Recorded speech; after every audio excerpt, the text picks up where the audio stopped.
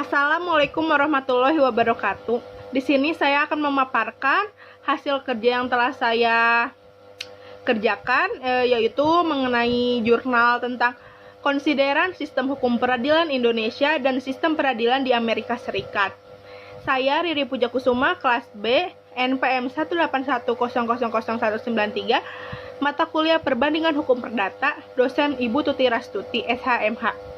Maka dari itu, saya akan memaparkan hasil kerja saya, yaitu jurnal mengenai konsideran sistem hukum peradilan Indonesia dengan sistem peradilan di Amerika Serikat.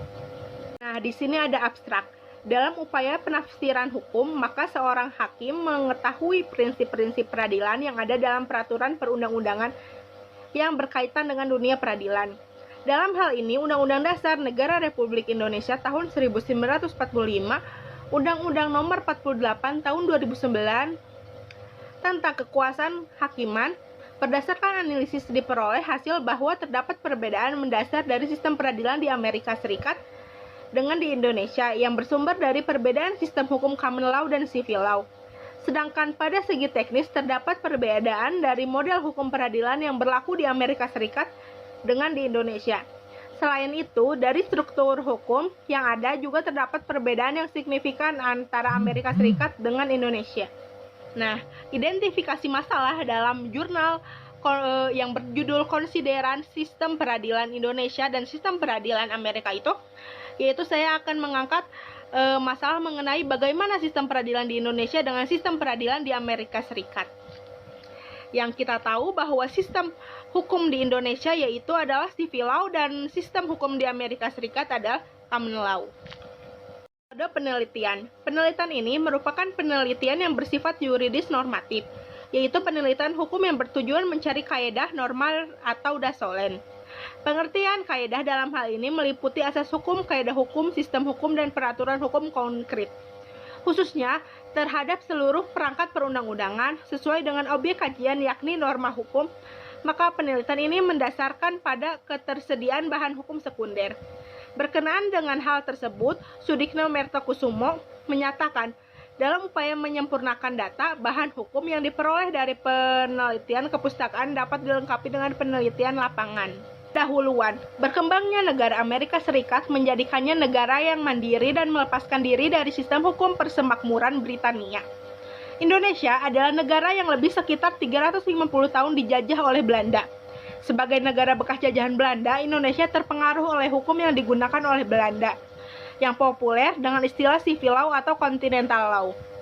Sistem tersebut tentu memiliki perbedaan yang spesifik dengan sistem hukum yang diberlakukan oleh negara yang menganut common law system. Berdasarkan uraian tersebut di atas, maka dapat dikembangkan sebuah penelitian yang membandingkan kedua sistem hukum yang berlaku di Amerika Serikat dan Indonesia. Dengan mengacu kepada pendapat beberapa pakar yang menilai lemahnya penegakan hukum di Indonesia, maka melihat sistem hukum yang berlaku di negara lain merupakan upaya positif untuk memperbandingannya dengan sistem hukum yang berlaku di Indonesia. Jika memang sistem hukum yang berlaku di negara lain lebih baik, maka bukan tidak mungkin Indonesia akan menjadikannya sebagai acuan atau untuk mengadakan perubahan ke arah yang lebih baik. Pembahasan. Yang pertama, pengertian peradilan di Amerika Serikat. Pengadilan-pengadilan dari berbagai negara persemakmuran seringkali saling mempengaruhi sesamanya melalui keputusan-keputusan yang diambilnya. Pengadilan-pengadilan Amerika jarang sekali mengikuti keputusan-keputusan persemakmuran pasca revolusi, kecuali apabila tidak ada keputusan yang diambil di Amerika mengenai masalah terkait. Fakta-fakta dan hukum yang dimaksud hampir identik, dan alasannya dianggap sangat meyakinkan. Kasus-kasus Amerika yang paling awal, bahkan setelah revolusi, seringkali mengutip kasus-kasus Britania yang sejaman. Tetapi kutipan-kutipan seperti itu perlahan-lahan menghilang pada abad ke-19 ketika pengadilan-pengadilan Amerika mengembangkan prinsip-prinsipnya sendiri untuk memecahkan masalah-masalah hukum bangsa Amerika. Ada pengertian hukum peradilan di Indonesia.